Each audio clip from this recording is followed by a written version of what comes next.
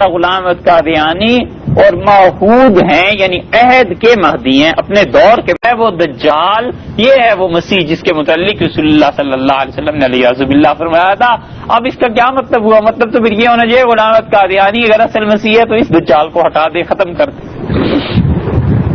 جب یہ بات نہیں بنی تو اس سے کہا وہ جو دجال آنا تھا وہ دراصل عیسائی پادری ہیں جو آ گئے ہیں، یہ دجال ہے۔ حالانکہ رسول اللہ صلی اللہ علیہ وسلم نے ایک مستقل آدمی کے متعلق ارشاد فرمایا ہے کہ وہ آئیں گے۔ حضرت عیسیٰ علیہ السلام انہوں نے قیامت میں کے قریب آخری اس امت کے حصے میں آنا ہے۔ دوسری روایت میں آتا ہے نبی کریم صلی اللہ علیہ وسلم نے فرمایا تم کیسے ہلاک ہو سکتے ہو، میری امت کیسے برباد ہو سکتی ہے جس کا آغاز میری نبوت پر ہے اور جس کا اختتام اللہ کے دوسرے نبی عیسیٰ علیہ السلام کی نبوت پہ ہے، تو دو نبیوں کے درمیان ہو تم کیسے ہلاک ہو جاؤ، تم سارے کے سارے مجموعی اعتبار سے کیسے برباد ہو جاؤ۔ کہ یہ بات کیسے عیسیٰ علیہ السلام کو زندہ اٹھایا جانا قرآن پاک میں اور بہت سی جگہ آ گئی۔ اللہ تعالیٰ نے ایک جگہ فرمایا برفعہ اللہ الیہ، بلکہ عیسیٰ علیہ السلام کو اللہ نے اپنی طرف اٹھا لیا۔ اب یہ اٹھانا جو تھا یہ اگر درجے بلند کرنے کے معنی میں ہوتا تو دوسری جگہ یہ نہ فرماتے کہ وہ قیامت کی نشانیوں میں سے۔ اللہ تعالیٰ نے جو اٹھایا ہے وہ روح اور جسم دونوں سمیت اٹھا لیا ہے۔ یہ متوفیقہ کا جو لفظ ہے کہ ہم آپ کو وفات دیں گے، اس پر مرزائیت زور لگا دیتے ہیں، کہتے ہیں جی اس کی تشریح امام مالک رحمۃ اللہ علیہ نے کی کہ میں تمہیں موت دے رہا ہوں۔ عبداللہ ابن عباس رضی اللہ عنہ نے فرمائی کہ اس کا مطلب ہے موت۔ ہم کہتے ہیں ایک لمحے کے لیے مان لیتے ہیں امام مالک کی بھی بات اور حضرت عبداللہ ابن عباس رضی اللہ عنہ کی بھی بات، اور یہ بھی فرض کر لو ہم مان جائیں کہ اس کا مراد موت دینا ہے، تو موت حضرت عیسیٰ علیہ السلام پر اپنے وقت پر آئے گی۔ یہ تو ضروری نہیں ہے کہ آج بھی نازل ہوئی تھی تو اسی دن انتقال بھی ہو گیا۔ حضرت گنگوئی نور اللہ مرکزو کے ایک مرید تھے تو حضرت سے ملنے آئے، رو رہے تھے، تو حضرت نے فرمایا کیوں روتے ہو؟ اس سے کہا حضرت آج خواب دیکھا ہے۔ حضرت نے فرمایا کیا خواب دیکھا؟ اس سے کہا حضرت روتا ہے اس لیے ہوں خواب میں دیکھا آپ کا انتقال ہو گیا۔ تذکرۃ الرشید میں روایت آئی ہے۔ تو حضرت گنگوئی رحمۃ اللہ نے فرمایا تم تو ایسے رو رہے ہو جیسے خواب کے ساتھ تعبیر بھی ابھی واقع ہو گئی۔ تو مرادی کی جب وفات آنی ہے عیسیٰ علیہ السلام کی ہونی ہے، ایک دن یقیناً ہوگی، کیونکہ وہ بہرحال انسان تھے، اور رسول اللہ صلی اللہ علیہ وسلم نے خود ان کی وفات کے متعلق ارشاد فرمایا۔ اتنی چھوٹی چھوٹی چھوٹی چھوٹی باتیں رسول اللہ صلی اللہ علیہ وسلم نے بتلائی ہیں تاکہ کوئی شبہ نہ رہے امت کو کہ وہ مسیح دجال ایک الگ چیز ہے اور یہ مسیح علیہ السلام ایک الگ چیز ہے۔ آپ نے فرمایا عیسیٰ علیہ السلام تم میں یقیناً نازل ہوں گے، جگہ تک کا تعین فرما دیا ہے کہ کہاں نازل ہوں گے۔ آپ نے فرمایا دمشق میں نازل ہوں گے۔ دمشق کتنا بڑا شہر ہے؟ آپ نے فرمایا دمشق کی ایک مسجد ہوگی جس کے 4 مینارے ہیں، اس کے مشرقی مینارے پر عیسیٰ علیہ السلام نازل ہوں گے۔ رنگ تک بتا دیا، مسلم کی روایت میں آتا ہے آپ نے فرمایا سفید رنگ کے مشرقی مینارے پر نازل ہوں گے۔ اس کا بھی قصہ سنیے، سفید رنگ کے مشرقی مینارے پر نازل ہوں گے عیسیٰ علیہ السلام۔ یہ حدیث مرزا غلام احمد قادیانی نے لکھ کر بھیجی حکیم نور الدین کو کشمیر میں، اور اسے کہا کہ یہ جو حدیث میں آیا ہے کہ عیسیٰ علیہ السلام دمشق میں نازل ہوں گے، اور میں تو قادیان میں آیا ہوں اور وہاں مینارہ ہوگا سفید، اور یہاں تو کوئی مینارہ نہیں تھا اور میں تو پیدا ہوں، اب اس کا کیا کیا جائے، لوگوں کو کیا بتائیں؟ اس نے پٹی پڑھائی، وہ اور بھی تیز تھا۔ اس سے کہا دمشق جو ہے نا وہ مدینہ منورہ سے ایسٹ میں واقع ہے، مشرق میں، اور قادیان بھی مشرق میں ہے۔ تو رسول اللہ صلی اللہ علیہ وسلم کی مراد یہ تھی کہ مشرق میں آئے گا عیسیٰ، یوں کہیے لوگوں سے۔ اگر دین کی یہ ساری چیزیں یوں استعارے اور تشبیہات اور یوں مان لی جائیں تو پھر کسی بھی چیز کا وجود باقی نہیں رہتا۔ یہ اتنا خطرناک فتنہ ہے، اتنا خطرناک تحریف کا دروازہ کھولنا ہے دین میں۔ یہ باطنی جو تھے ملحد، یہ جو اہل تشیع کی ایک شاخ تھی، یہ ہمیشہ یہی کہتے تھے کہ اس دین میں ہر چیز کے 2 مطلب ہیں، ایک ظاہر میں ایک باطن میں۔ وہ کہتے تھے نماز کا ظاہر کا مطلب تو یہ ہے کہ نماز رکوع سجدہ، اور باطن کا مطلب یہ ہے کہ اللہ کی یاد میں مست رہو۔ وہ مستی بھنگ سے آتی تھی۔ باطنی یہ جو بھنگ پیتے تھے نا، باطنیوں کی سلطنت تھی، پھر مصر میں، پھر جو ان کی حکمرانی تھی، پھر جو ان کے محلات بنتے رہے، وہ بڑا مشہور تھا ایک باطنی سردار بھی ان کا، کیا نام تھا اس کا۔ یہ ساری بدبختی اسی سے چلتی ہے۔ انہوں نے کہا ایک اللہ نے غسل کے اللہ تعالیٰ نے جنابت سے غسل کا حکم دیا نا پاک ہونے کا، تو اس کا مطلب یہ ہے کہ تم پاک ہو جاؤ. ظاہری پاکیزگی تو یہ ہے کہ نہا لو، اور باطن کی پاکیزگی یہ ہے کہ دوبارہ گناہ نہ کرنا. تو اگر یہ گناہ کے بعد علیہ باللہ زنا کے بعد یہ تصور کر لے کہ آئندہ نہیں کروں گا تو ہو گیا غسل، ظاہر میں نہانے کی کیا ضرورت. یہ ہے دین میں تحریف کا دروازہ کھولنا کہ کسی چیز کو سیدھی سادی سی بات ہے بھائی اسے خام خواہ الجھا کر اس کا کوئی اور مطلب نکالا جائے کہ اچھا اس سے مراد یہ نہیں یہ ہے. اب دمشق آ گیا ادھر قادیان میں مسئلہ رہ گیا کہ مینارہ اب کیسے ہو. رسول اللہ صلی اللہ علیہ وسلم نے فرمایا تھا سفید مینارے پہ نازل ہوں گے. تو 1902 میں یہ چھپا ہوا ہے اشتہار، میں کسی دن انشاءاللہ وہ کتاب لا کے آپ کو دکھاؤں گا، مرزائیوں نے ہی چھاپی ہیں. وہ انہوں نے اشتہارات کے نام سے 2 جلدیں چھاپی ہیں کہ حضرت مسیح موعود نے کون کون سے اشتہار زندگی میں دیے. 1902 میں مرزا صاحب نے اشتہار نکالا، پورے ہندوستان میں بھجوایا بر صغیر میں کہ اب مینارہ مسیح کی تعمیر شروع ہوئی ہے تو آپ لوگ پیسے بھیجیے. چندہ جمع کیا. وہاں مینارہ پہلے اور مسیح بعد میں، یا مسیح پہلے اور مینارہ بعد میں، اور وہ بھی چندے مانگ مانگ کے مینارہ اٹھایا جا رہا ہے. یہ چھپا ہوا ہے اشتہار، ہم آپ سے کو لا کے دکھائیں گے کہ اس میں اس نے سب کو لکھا ہے کہ اس مینارے کے لیے. اور پھر وہ پیسہ آیا اور پیسہ تھوڑا تھا، وہ زندگی میں مینارہ پھر بھی پورا نہ ہوا، بعد میں صاحبزادہ صاحب نے پورا کیا جب مر گیا وہ. یہ عالم ہے. اب رسول اللہ صلی اللہ علیہ وسلم نے حضرت عیسیٰ علیہ السلام کے متعلق فرمایا کہ وہ دمشق میں نازل ہوں گے، مشرقی مینارے پر نازل ہوں گے. اور آپ نے یہاں تک کہ ان کے لباس کے متعلق فرمایا، مسلم کی روایت میں آتا ہے، حدیث کی کتابوں میں آپ نے فرمایا کہ اس پر 2 زرد رنگ کی چادریں ہوں گی جب عیسیٰ علیہ السلام آئیں گے. 2 زرد رنگ کی چادریں، ایک لنگی کے طور پہ باندھی ہوئی ہوگی، ایک اوڑی بھی ہوگی. اب آیا مسئلہ زرد رنگ کی چادروں کا، تو غلام احمد قادیانی نے لکھا کہ مجھ پر بھی 2 زرد چادریں ہیں. ایک زرد چادر تو یہ ہے کہ تم دیکھو مجھے بیماری ہے اوپر کے جسم کے حصے میں، ایک زرد رنگ کی چادر یعنی شوگر کی بیماری ہو گئی ہے اور اس کی وجہ سے میں پیلاٹ کا شکار ہو گیا ہوں. اور ایک چادر نیچے ہے، دن میں 100 مرتبہ پیشاب کرتا ہوں، وہ بھی پیلے ہی رنگ کا ہوتا ہے. یہ اس حدیث کے معنی آ گئے. اس نے کہا 2 بیماریاں اللہ نے مجھے بھی لگا دی ہیں. رسول اللہ صلی اللہ علیہ وسلم کے علیہ باللہ مراد یہ تھی کہ 2 زرد رنگ کی چادریں یعنی 2 بیماریاں ہوں گی. یہ بھی تحریر آپ کو دکھا دیں گے انشاءاللہ، جس میں لکھا ہے 2 زرد رنگ کی چادریں اللہ نے مجھے بھی عنایت فرمائی ہیں. اگر یہی چیزیں یہی احادیث کے ساتھ علیہ باللہ کرنا ہے تو پھر اس اسلام کی جڑ اکھڑ جاتی ہے، بنیاد اکھڑ جاتی ہے، دین میں رہ کیا جاتا ہے باقی.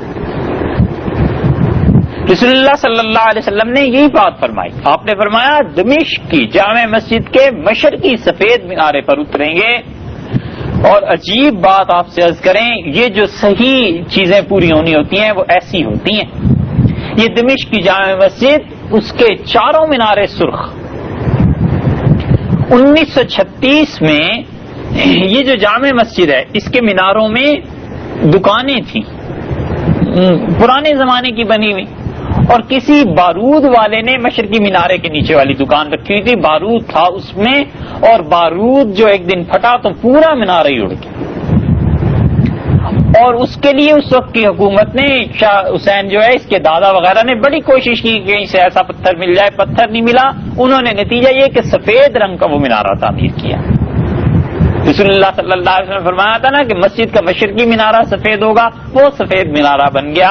حضرت عیسیٰ علیہ السلام جب بھی آئیں سو آئیں، مگر وہ مشرقی مینارہ اس کا تعمیر ہو گیا. پیشن گوئیاں ایسے پوری ہوتی ہیں جو صحیح ہوتی.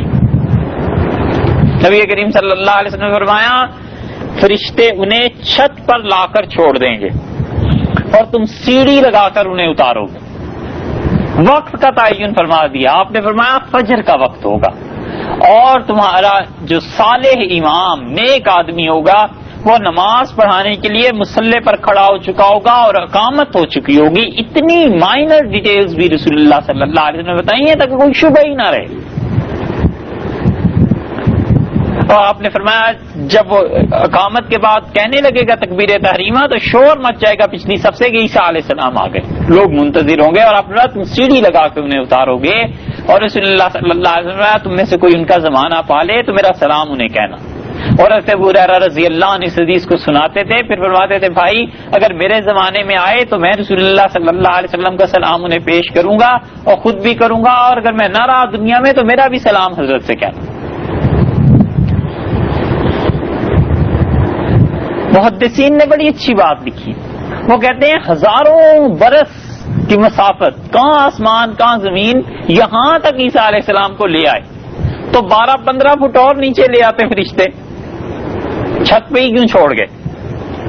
سوچنے کی بات ہے، مرزائی بھی یہی کہتے ہیں، وہ کہتے ہیں لو عیسیٰ علیہ السلام نے آنا تھا اور ہزاروں میل کے فاصلے سے آگے 12-15 فٹ اور تھوڑا سا نیچے فرشتے چھوڑ جاتے، سیڑھی لگانے کی کیا ضرورت؟ اصل بات یہ ہے، اس حدیث سے یہ سبق ملتا ہے کہ جہاں انسانوں کے اپنے اسباب وسائل انسان کے اختیارات شروع ہو جاتے ہیں، اللہ اس وقت پیچھے ہو جاتے ہیں۔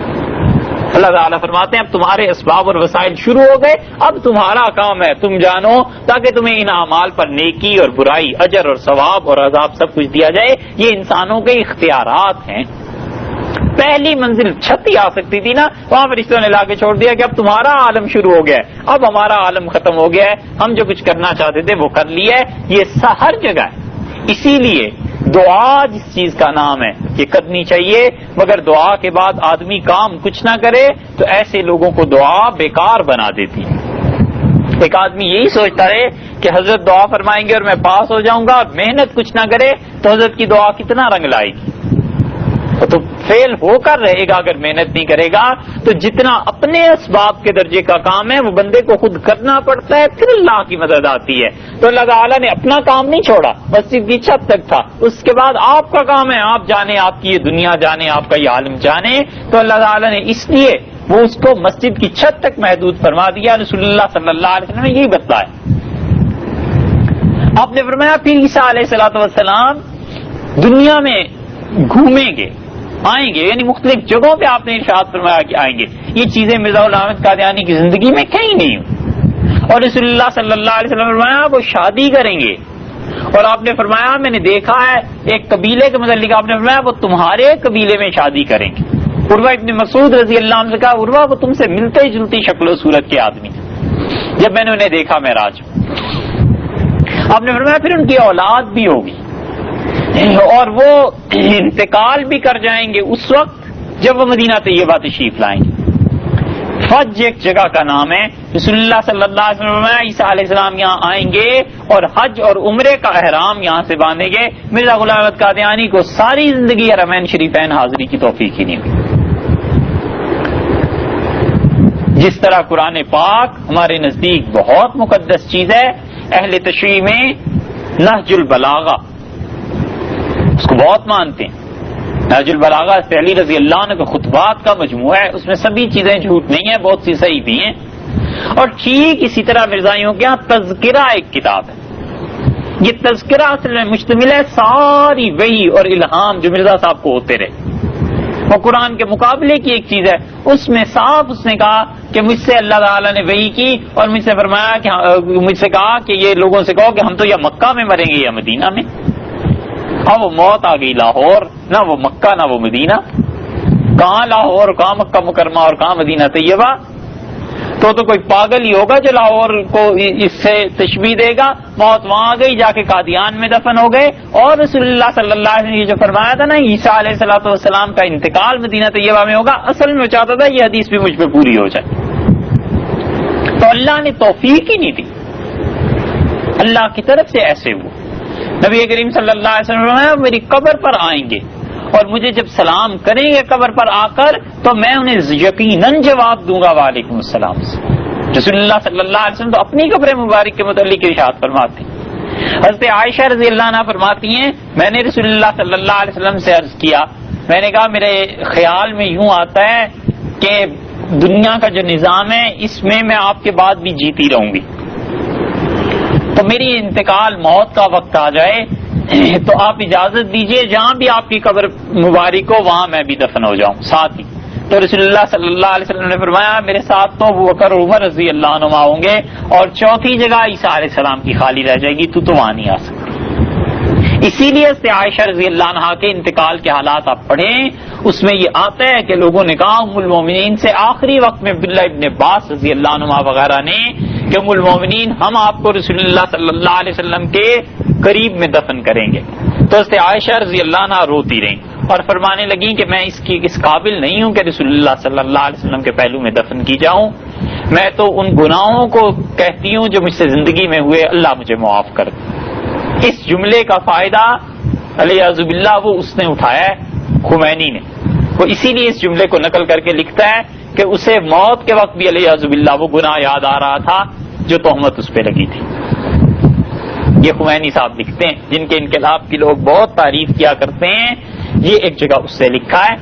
تو وہ حضرت عائشہ رضی اللہ عنہا سے جب زیادہ اصرار لوگوں نے کیا کہ آپ کو وہاں دفن کرنا ہے، تو انہوں نے حضرت عائشہ رضی اللہ عنہا نے فرمایا ایسے نہیں ہو سکتا، وہ چوتھی قبر کی جگہ ہے اور وہ حضرت عیسیٰ علیہ الصلوۃ والسلام کے لیے. تو حضرت عائشہ رضی اللہ عنہا سے جب اصرار کیا گیا کہ آپ کو رسول اللہ صلی اللہ علیہ وسلم کے پہلو میں دفن کریں گے، تو آپ نے فرمایا نہیں، وہ حضرت عیسیٰ علیہ الصلوۃ والسلام کی جگہ ہے. اور اب تک نبی کریم صلی اللہ علیہ وسلم کے ساتھ وہ چوتھی قبر کی جگہ خالی ہے. یقیناً حضرت عیسیٰ علیہ الصلوۃ والسلام جب دنیا میں تشریف لائیں گے تو یقیناً وہاں ان کی تدفین ہوگی. یہ ساری اتنی چھوٹی چھوٹی باتیں رسول اللہ صلی اللہ علیہ وسلم نے کس وجہ سے بتلائیں؟ اسی وجہ سے بتلائیں تاکہ کسی کو شبہ نہ رہے ان کی آمد کے متعلق. اور رسول اللہ صلی اللہ علیہ وسلم نے فرمایا اس کے زمانے میں اتنی برکتیں ہو جائیں گی، اتنی برکتیں ہو جائیں گی کہ تم میں سے کوئی آدمی پتھر پر دانہ پھینک دے گا تو وہ دانہ بھی اگائے گا، اس میں سے بھی فصل نکل آئے گی، اتنی برکتیں ہوں. یہ مرزا غلام احمد قادیانی کے پاس حدیث بھیجی گئی. اس سے کہا تم دیکھتے نہیں ہو ہمارے زمانے میں کتنی برکتیں ہوئی، پورے بر صغیر میں ریل چل گئی. یہ ریل کا چلنا بھی برکتوں میں سے. وہ برکتیں تو اس سے پہلے 1 صدی پہلے یہاں ہو چکی تھی. جو یہاں علیہ باللہ بیٹا مان رہے تھے اللہ تعالیٰ کا، یہ برکتیں سب سے پہلے یہیں آ گئی تھی. پھر ان کو تو کچھ اور کرنا چاہیے. اور رسول اللہ صلی اللہ علیہ وسلم نے فرمایا اتنا عام ہو جائے گا اللہ کا دین کہ وہ کیا ہوگا. آپ نے فرمایا عیسیٰ علیہ الصلوۃ والسلام کے آنے کے بعد پوری دنیا مسلمان ہو جائے گی. اور آپ نے فرمایا کوئی کچا اور پکا گھر ایسا نہیں رہے گا جہاں میرے طریقے کے مطابق نماز نہ پڑھی جائے. پوری دنیا میں اسلام پھیل جائے گا. اور آپ نے فرمایا لوگ صدقے کا مال لے کے نکلیں گے اور صدقے کے لیے کوئی ملے گا نہیں جسے وہ دیں. اور آپ نے فرمایا اتنا امن اور اطمینان کا دور ہو جائے گا کہ بچے سانپوں سے کھیلیں گے. اور رسول اللہ صلی اللہ علیہ وسلم نے فرمایا شیر کو بھی لوگ ہاتھ کے اشارے سے ہٹا دیا کریں گے، شیر انہیں کچھ نہیں کہے گا. اتنا امن اور اطمینان کا دور. اب دیکھو بھائی، جب ساری دنیا مسلمان ہو جائے گی تو جہاد پھر کہاں ہوگا؟ ظاہر ہے پھر جزیہ بھی ختم ہو جائے گا، جہاد بھی نہیں رہے گا. یہ تو آٹومیٹیکلی ایک چیز آ جائے گی. یہ رسول اللہ صلی اللہ علیہ وسلم کے فرمانے کا مقصد تھا. اور مرزا غلام احمد قادیانی نے جب یہ حدیث پڑھی تو اب کسی طرح فٹ تو انہیں کرنا تھا نا اپنے اوپر. اس نے کہا میں جہاد کو منسوخ کرتا ہوں، اس امت میں اب جہاد رہا ہی نہیں. اور اس نے کہا دیکھو بخاری میں آیا ہے عیسیٰ علیہ السلام آئیں گے تو جہاد ختم ہو جائے گا. ارے وہ تو اس وجہ سے ختم ہوگا کہ جہاد میں کافر کوئی نہیں رہے گا دنیا میں لڑنے میں. اس نے کہا نہیں، اس کا مطلب یہ کہ میں منسوخ کرتا ہوں. یہ ہے نبوت کا دعویٰ علیہ باللہ، اس چیز کا دعویٰ کہ حکم رسول اللہ صلی اللہ علیہ وسلم دیں جہاد کا اور یہ اس کو منسوخ کر رہا ہے. یہ نبوت نہیں تو اور کیا ہے؟ نبی تو نبی کی بات کو کینسل کر سکتا ہے یا اللہ ہی کینسل کر سکتے ہیں. یہی ہو سکتی ہے نا 2 صورتیں. تو اگر اسے نبی مان لیا جائے علیہ باللہ تو پھر تو رسول اللہ صلی اللہ علیہ وسلم کا حکم کینسل ہو سکتا ہے. جو مانتے ہیں سو کہتے ہیں، مگر ہم الحمدللہ جو نہیں مانتے ہم کہتے ہیں جہاد کا ختم ہو جانا یہ ایک اور چیز ہے. اور بخاری میں آیا ہے نبی کریم صلی اللہ علیہ وسلم نے سور کو قتل کر دیں گے، دنیا میں اس جانور کا وجود باقی نہیں رہے گا. اب اس کو مرزا غلام قادیانی کو جب پوچھا گیا اس حدیث کا تو اس نے کہا یہ تو حدیث ہی صحیح نہیں. کیا عیسیٰ علیہ السلام جب آئیں گے تو وہ جنگلوں میں سور کا شکار کرتے پھرا کریں گے؟ تمہارے عیسیٰ تو ایسے ہیں علیہ باللہ. اور پھر اس کے بعد جب پتہ چل گیا سب کو کہ عیسیٰ علیہ السلام کی کوئی بات پوری نظر نہیں آتی تو اس نے پھر اس کے برعکس رخ اختیار کیا. جب آدمی کسی کو اپنا رقیب سمجھتا ہے علیہ باللہ تو پھر اس میں عیب نکالا ہی کرتا ہے. جب پتہ ہو کہ میں جھوٹا ہوں اور اندازہ بھی ہو کہ میں وہ نہیں ہوں تو پھر جو اصل ہے نا اس میں عیب نکالا کرتا ہے کہ وہ ایسے وہ ایسے وہ ایسے وہ ایسے. اور اسی لیے پھر اس کے بعد لکھنا شروع کر دیا حضرت عیسیٰ علیہ السلام کے خلاف، اور کہنے لگا ہائے اس بات کو کس کے سامنے جا کر روئیں کہ عیسیٰ کی 2 پیشن گوئیاں تو بالکل ہی جھوٹ نکلی۔ پھر لکھا کہ عیسیٰ علیہ السلام کو اتنا مانتے ہو، وہ شخص تو ایسا تھا کہ طوائفوں سے کہتا تھا تیل اس کے سر پہ ملا کریں، وہ یہ کرتا ہے۔ پھر اس پہ بھی تسلی نہیں ہوئی تو اس نے کہا جو عیسائی آج کل عام طور پر شراب پیتے ہیں نا، اس کی وجہ شاید یہی ہے کہ خود حضرت بھی شراب پیا کرتے تھے، حضرت عیسیٰ علیہ السلام۔ پھر ان کو ساری کی ساری علیہ باللہ تہمتیں۔ پھر یہاں بھی پھر اور لکھا کہ مریم کے شوہر تھے، یہ تو ایسے ہی لوگوں میں آ گئی ہے کہ اس کا شوہر کوئی نہیں تھا، وہ تو جیسے بچے پیدا ہوتے ہیں ویسے ہی ہوا تھا۔ یہ سب چیزیں کہنے کا مقصد یہ تھا اس کا کہ کسی طرح سے عیسیٰ علیہ السلام میں بن جاؤں، حالانکہ نبی کریم صلی اللہ علیہ وسلم نے جب صاف فرما دیا کہ قیامت کے آخری حصے میں آئیں گے، یہ نشانیاں ہوں گی، شادی ہوگی، اولاد ہوگی، حج کریں گے، عمرہ کریں گے، دجال کو قتل کریں گے، سور ختم ہو جائے گا، جہاد اس معنی میں کر کے ختم ہو جائے گا کہ دنیا میں کوئی جہاد کے لیے باقی نہیں رہے گا، یہ سب کی سب چیزیں کیا اس کے دور میں پوری ہوئی؟ کوئی ایک چیز بھی پوری نہیں ہوئی۔ تمام احادیث کے ذخیرے میں اس نے کھود کرید کے جتنی چیزیں دیں، یا تو یہ کہہ دیا کہ بخاری کی احادیث تو ردی کی ٹوکری میں پھینکنے کے قابل ہے، اور یا یہ کہہ دیا کہ اس حدیث کا یہ مطلب ہے، اس حدیث کا یہ مطلب۔ تو اس لیے جتنے مرزائی اس پر بحث کرتے ہیں نا، کہتے ہیں عیسیٰ علیہ السلام کی وفات ہو گئی، انتقال ہو گیا، اول تو بات یہ ہے نہیں کہ انتقال ہو گیا۔ اگر انتقال ہو گیا ہے تو یہ کیسے؟ یہ کشمیر میں قبر کسی نے خبر نہیں، نہ رسول اللہ صلی اللہ علیہ وسلم کو پتا چلا، نہ صحابہ رضی اللہ عنہ کو پتا چلا، پوری عیسائیت کا بیڑا غرق ہو جاتا، بنیاد اکھڑ جاتی۔ اگر نبی کریم صلی اللہ علیہ وسلم فرما دیتے کہ فلاں جگہ عیسیٰ علیہ السلام کی قبر ہے تو سب کہہ دیتے کہ بھئی قبر جب موجود ہے اور یہ ساری چیزیں تو تم کیسے کہتے ہو انہیں، تم کیسے انہیں خدا کا بیٹا اور والعیاذ باللہ یہ کہہ سکتے ہو؟ اس لیے رسول اللہ صلی اللہ علیہ وسلم نے ایسا جملہ ہی نہیں فرمایا، بس یہ فرماتے رہے کہ قیامت کے قریب میں آئیں گے، یہ ہوگا، یہ ہوگا، یہ ہوگا، اور 2 مسیح کی پیشن گوئی فرمائی تھی، ایک مسیح علیہ السلام کی اور ایک دجال کی۔ اب مرزا غلام احمد قادیانی نے جتنی پیشن گوئیاں تھی وہ اپنے پہ لانے کی کوشش کی، اور اس کا حال آپ سن چکے ہیں۔ یہ ان کا تھا پہلا دعویٰ۔ دوسرا دعویٰ حضرت مہدی ہونے کا، بلکہ اسی دعوے کی ایک شاخ، اور تیسرا دعویٰ اس کا نبی ہونے کا علیہ باللہ، اور چوتھے اس کی اپنی زندگی، یہ انشاءاللہ آئندہ نشستوں میں یہ موضوع چلے گا۔ رسول کریم اما بعد، بخاری شریف کی ایک حدیث پہ بات ہو رہی تھی کہ نبی کریم صلی اللہ علیہ وسلم نے ایک خواب دیکھا، اور اس خواب کی تعبیر آپ نے یہ ارشاد فرمائی کہ 2 آدمی نبوت کا دعویٰ کریں گے اور ان کی یہ نبوت کا دعویٰ جو فتنہ ہوگا وہ بالآخر ختم ہو جائے گا، اور اس آخری دور میں جس شخص نے نبوت کا دعویٰ کیا اس کے احوال اور اس کے دعاوی اور اس کی مختلف باتیں، اس کا تذکرہ چل رہا تھا، اور ان میں سے ایک دعویٰ ان کا یہ تھا ان لوگوں کا کہ وہ علیہ باللہ مسیح علیہ السلام نے جو آخری زمانے میں اس دنیا میں تشریف لانا تھا اس کا مصداق مرزا غلام احمد قادیانی تھا، اور خود اس شخص نے جس چیز کا دعویٰ کیا مہدی ہونے کا کہ اللہ نے اپنے نبی صلی اللہ علیہ وسلم کو جو خبر دی تھی آخری زمانے میں اس بات کی کہ حضرت مہدی دنیا میں تشریف لائیں گے، تو اس کا دعویٰ یہ بھی تھا کہ وہ اپنے عہد کا مہدی ہے اور اپنے دور کا ہدایت والا آدمی ہے، اور یہ دوسرا دعویٰ اس کے قریب کی باتیں ہو رہی تھیں، اور اسی لیے آپ دیکھیے جب بھی کہیں بات یہ ہوتی ہے آخری دور کی اور قرب قیامت کے احوال کی تو مرزائی عام طور پر یہ بات کہتے ہیں کہ رسول اللہ صلی اللہ علیہ وسلم نے یہ بات ارشاد فرمائی کہ اس زمانے میں کوئی مہدی نہیں ہوگا مگر حضرت عیسیٰ علیہ الصلوۃ والسلام، تو اس کا مطلب یہ ہے کہ یہ دونوں شخصیات الگ الگ نہیں ہیں بلکہ ایک ہیں۔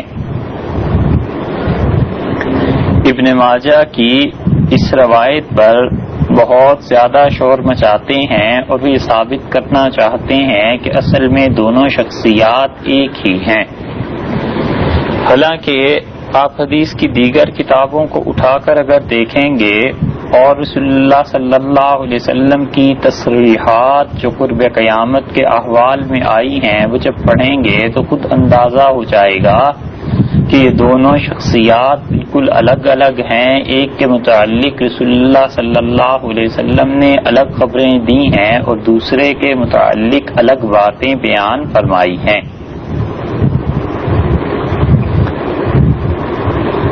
اور اسی طرح رسول اللہ صلی اللہ علیہ وسلم نے قیامت کے قرب میں جن احوال کا ذکر فرمایا ہے، دیکھنے کی بات یہ بھی ہے کہ کیا وہ مرزا غلام احمد قادیانی پر اور ان کے ماننے والوں پر وہ چیزیں صادق آتی ہیں یا نہیں آتی۔ اس نے جو کچھ اپنے متعلق کہا، جو کچھ اپنی جماعت کے متعلق کہا، یہ سب کی سب چیزیں ان کی اصلیت کیا ہے۔ حدیث میں یہ آیا ہے 3 چیزوں کے متعلق جو قرب قیامت میں بڑی اہم ہو جائیں گی۔ ایک تو یہ آیا ہے کہ حضرت مہدی علیہ السلام کا تشریف لانا، ایک حضرت عیسیٰ علیہ السلام کا تشریف لانا اور ایک دجال کا آنا۔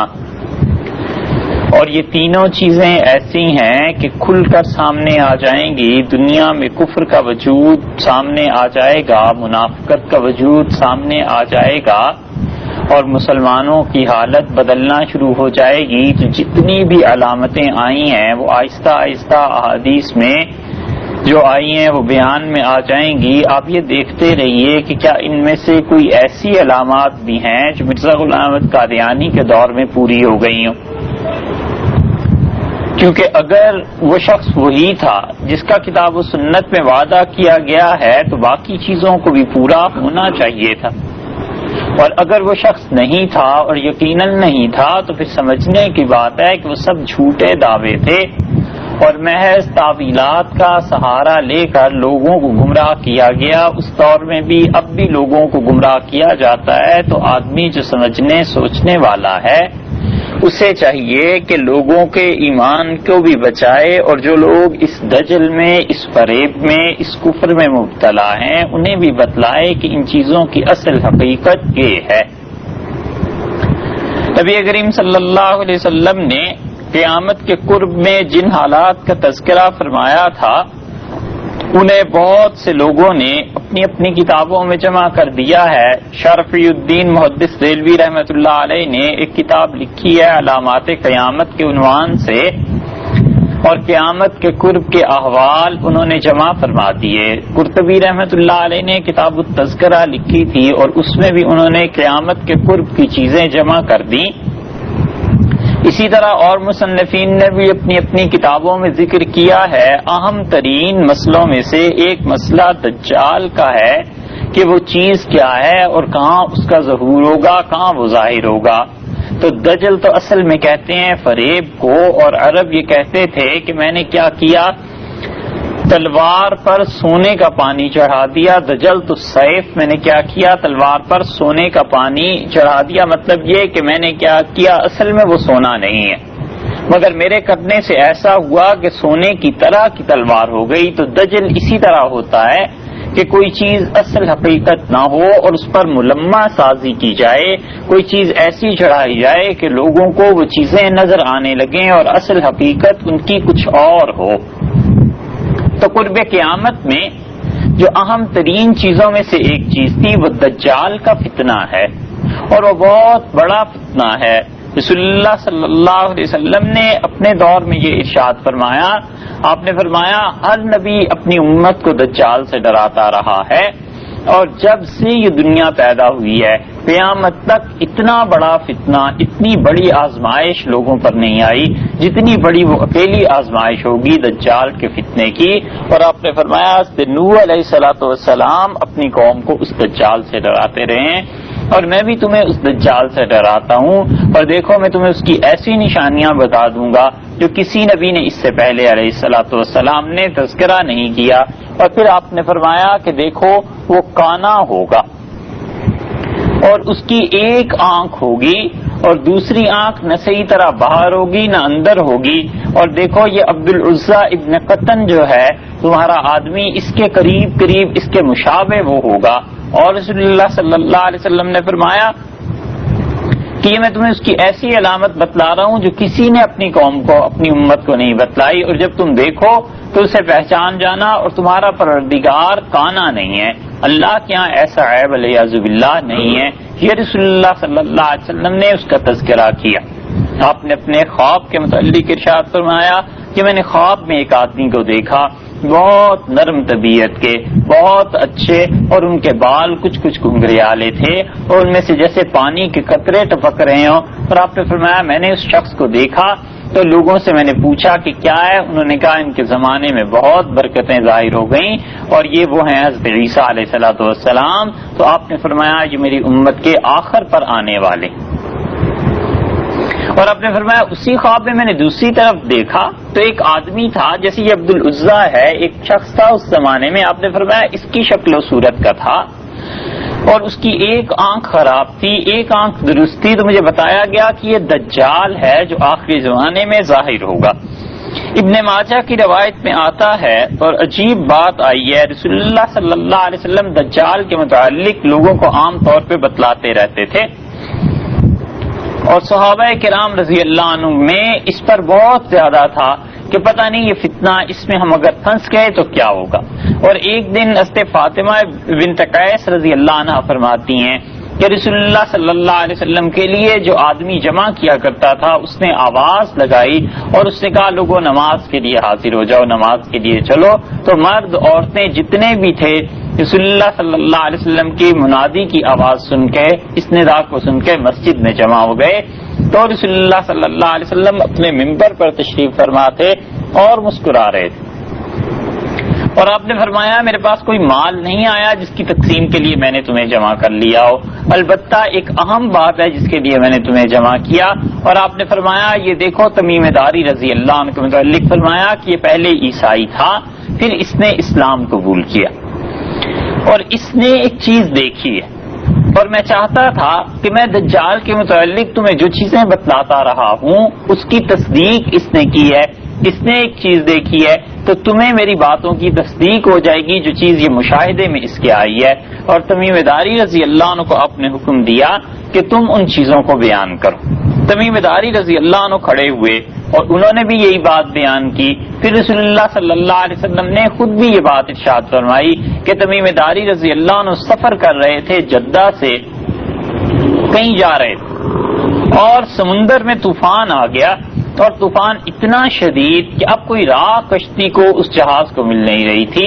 تو 30 آدمی ان کے ساتھ تھے اور 1 مہینے تک مسلسل سمندر کے تھپیڑے پانی کے انہیں کبھی ادھر لے جاتے تھے کبھی ادھر لے جاتے تھے، اور وہ کہتے تھے کہ کوئی حالت ہماری نہیں رہی، اتنے زیادہ ہچکولے ہمیں اس جہاز میں لگے، اور 1 مہینے کے بعد ہمیں ایک خشکی، ایک جزیرہ نظر آیا، اس کا کنارہ نظر آیا، تو شام کے وقت ہم اس میں اتر گئے۔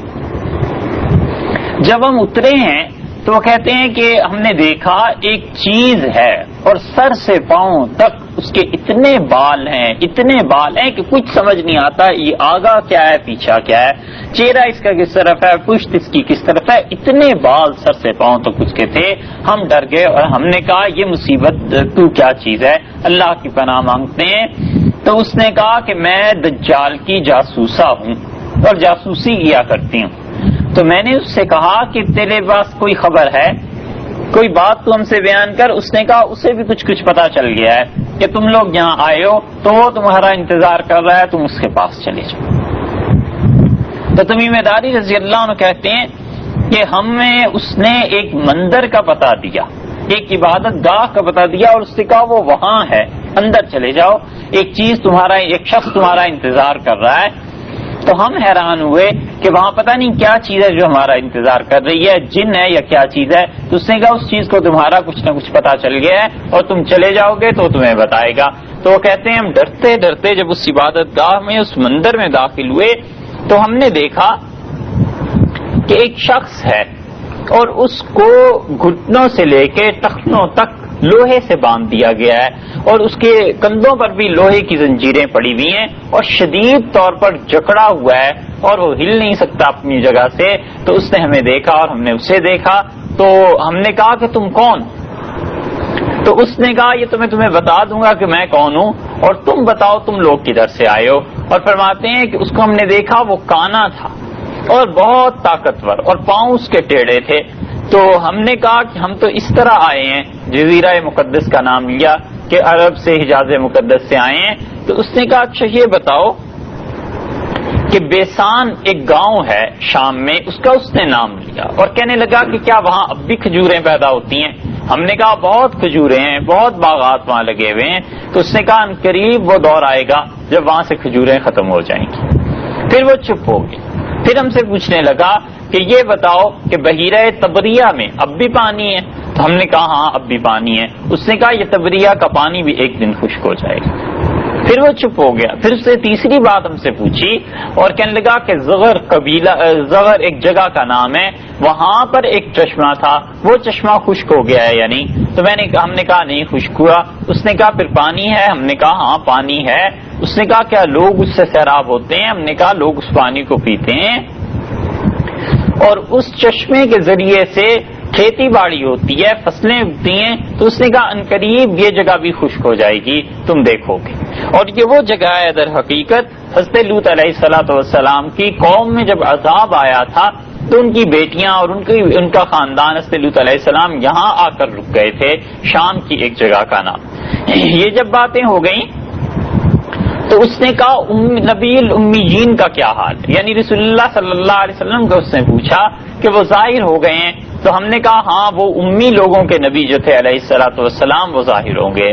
تو کہنے لگا ان کا کیا حال ہے؟ ہم نے کہا ان کی قوم نے ان کی مخالفت کی یہاں تک کہ وہ اپنا شہر چھوڑ کے مدینہ طیبہ ہجرت کر کے تشریف لائے ہیں اور ہم ان کے ساتھ ہیں۔ اس نے کہا ان کے ساتھ جنگیں بھی ہوئی ہیں؟ ہم نے کہا ہاں جنگیں بھی ہوئی ہیں۔ اس نے کہا وہ جنگیں جو ہوئی ہیں تو لوگوں نے کس کی اطاعت کی؟ تو ہم نے کہا ہم نے تو ان کی اطاعت کی، اور جو ہمارے مخالف تھے انہوں نے مخالفت میں سر اٹھایا۔ تو اس نے کہا لوگ اگر سب ان کی اطاعت کرتے تو یہ بہتر ہوتا۔ اور پھر وہ کہنے لگا کہ میں وہ دجال ہوں جس نے آخری زمانے میں آنا ہے اور میری یہ ساری چیزیں ٹوٹ جائیں گی، زنجیریں وغیرہ، اور میں نکلوں گا۔ اور پھر کہنے لگا کہ میں نکلوں گا اور اس زمین پر گھوم جاؤں گا اور پہلا دن میرے لیے وہ 1 سال کے برابر ہو جائے گا۔ حدیث میں آیا ہے دوسری جگہ رسول اللہ صلی اللہ علیہ وسلم بھی یہی فرماتے تھے۔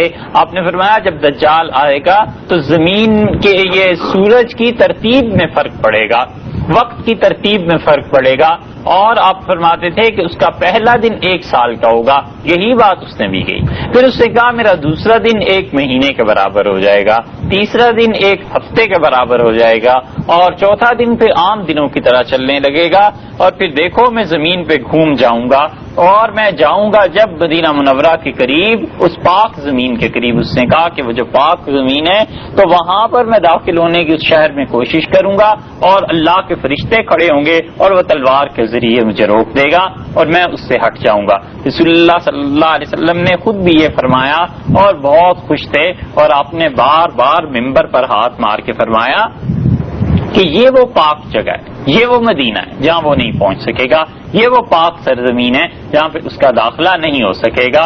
تو یہ حضرت تمیم داری رضی اللہ عنہ نے بیان کیا۔ انہوں نے کہا پھر ہم اس کے بعد فارغ ہو کے جہاز پر بیٹھے، پھر وہ واپس پہنچ گئے، لیکن انہیں بھی نہیں پتا چلا کہ وہ کون سا جزیرہ تھا۔